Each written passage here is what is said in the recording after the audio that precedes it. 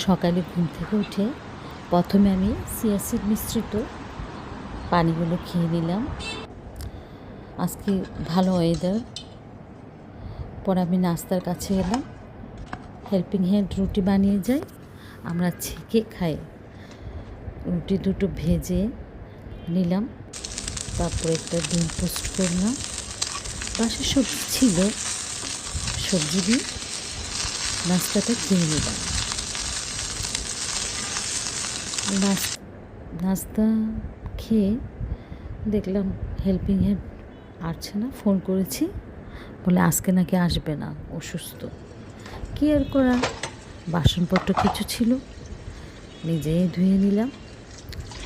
মাঝে মাঝে নিজের কাজ নিজে করতে ভালোই লাগে।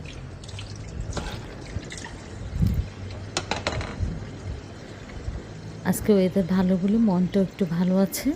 পরে আমি নিজের ঘরটা একটু গুছিয়ে নিলাম। ঘর আগুছালো থাকলে আমার মোটেই ভালো লাগে না।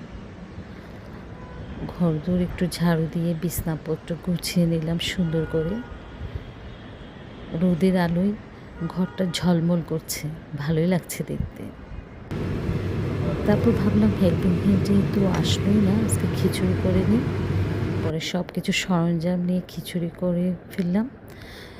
তারপর আর কি করার, কিচেন রুমটা একটু গুছিয়ে বারান্দায় রং চা নিয়ে বসে গেলাম নিজের মনের মতো থাকতে। আল্লাহ হাফিজ।